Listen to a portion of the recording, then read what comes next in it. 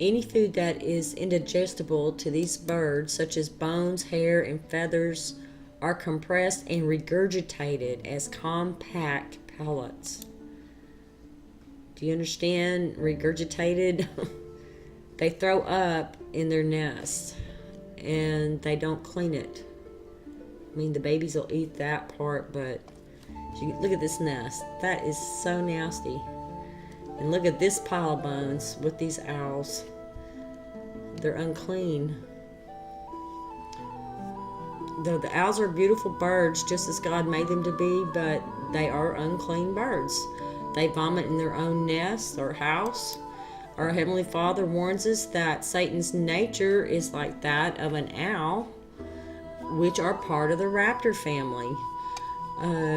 Understand this word raptor. I did a study on it, thief in the night. It goes back to that word raptio, raptor, rapture. It's all the same. It's the same family of words. So understand what that rapture means. Satan is the raptor. Nature and ways of vultures. Pretty birds. Well, these ones are, but you can look at the wingspan. Soar on high.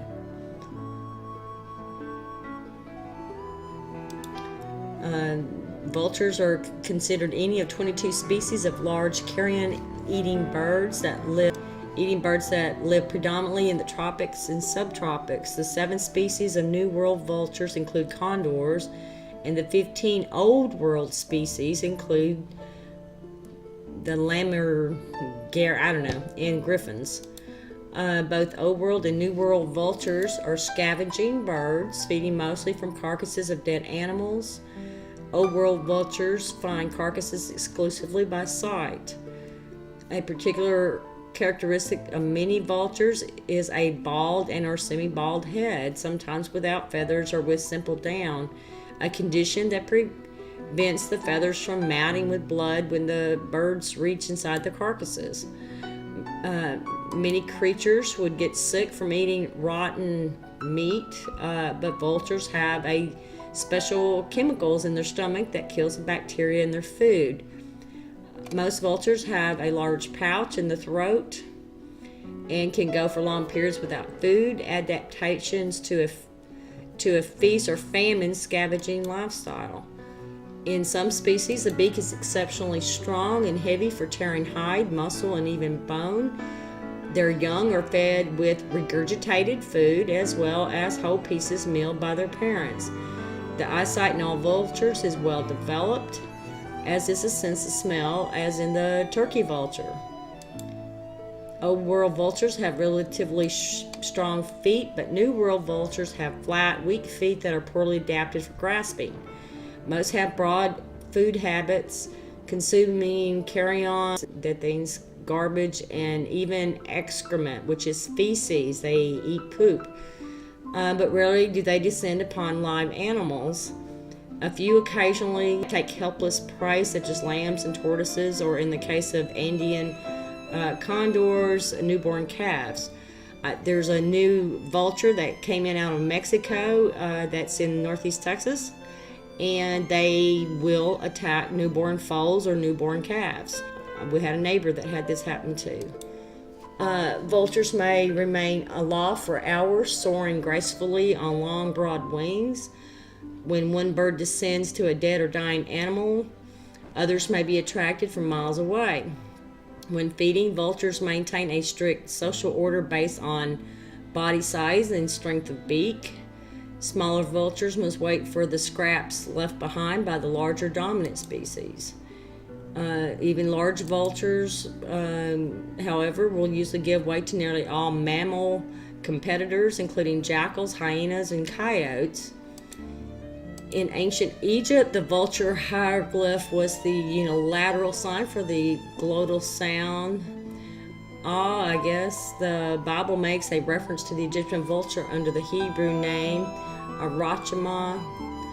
I guess that's how you pronounce it, which has been translated into English as a ger eagle. The bird was held sacred to, quote, guess who, Isis. In the ancient Egyptian religion, the use of the vulture was a symbol of, quote, royalty in Egyptian culture, and their protection by pharaonic law made this species common on the streets of Egypt and gave rise to the name Pharaoh's chicken. I like that name, chicken. The habit of the Egyptian vulture gives them the Spanish names, and I'm not even going to try to pronounce those, which means dung eater. I've got the link here. This was kind of a cutesy thing right here about the animal, birds, and vultures. The vultures will wait patiently and gather in high places. Satan likes the high places. While they're waiting, they locate their prey. Here's a jackal. Look what they do. They clean the flesh plumb off the body.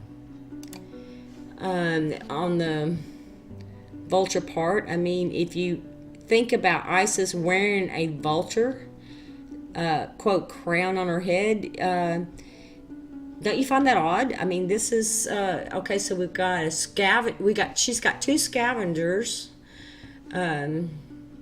so far. So that's well, no, yeah, because the jackal.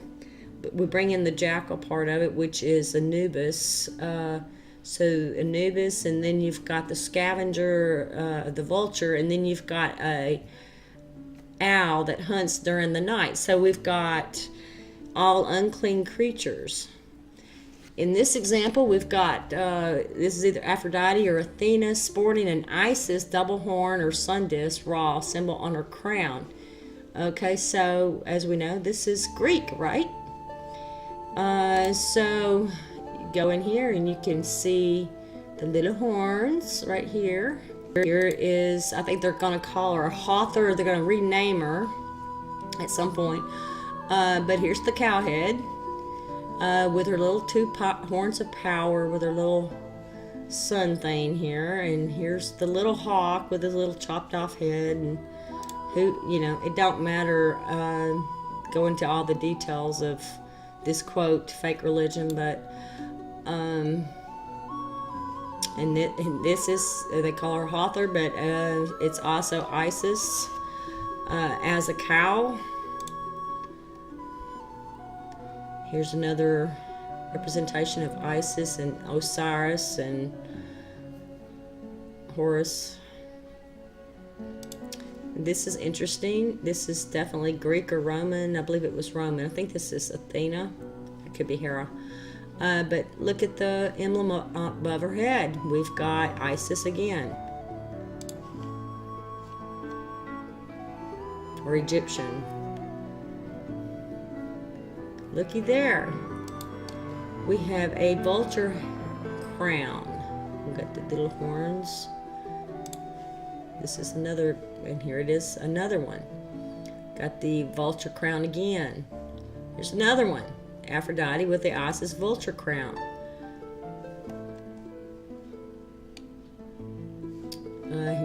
This was an owl. And then we got the horns. Here's Athena. Look at the horns. Here's Athena. Look at her scepter. She's got a little snake. How about that? Right there at the end of her little stick. And I believe this is Lady Liberty. How about that? I was impressed. This is an Indian something. I don't remember what this guy's name was, but he had cobras around his head. And then we've got new god enters the battleground. Athena, goddess of wisdom. All right. Looky here. Well, she's got her little horns. Got her little snakes on her thing. Oh, this one. This is really cool. Here we've got Isis, and you can change skin colors. I think it's actually for the outfits, but I just thought this was interesting. I had to make that.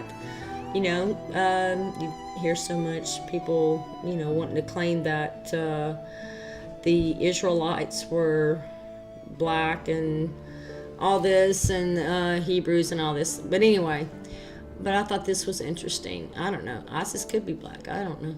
Don't care. Still an idol worshiper.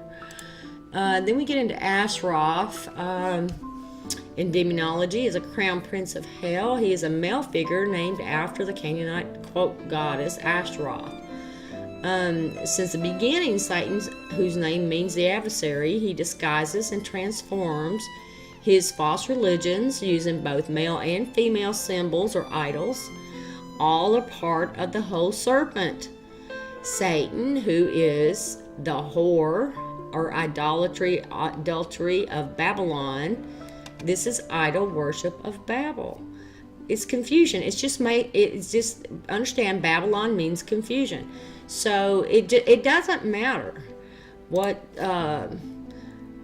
symbols, what image they use. It's confusion. We have one Heavenly Father, and he's jealous, and he doesn't like this. He doesn't like all these different newly made gods. And I'm telling you, Egypt was on fire there. I'm telling you, they were just like, you go there and you start reading this stuff, it's just like every time you turn around, they're popping up a new one.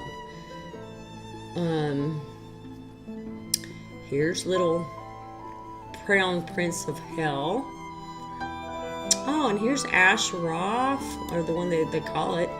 See, she's got the little owls, and then she's got the little owl feet. She's got her little wings, and then she's holding, what are these, keys?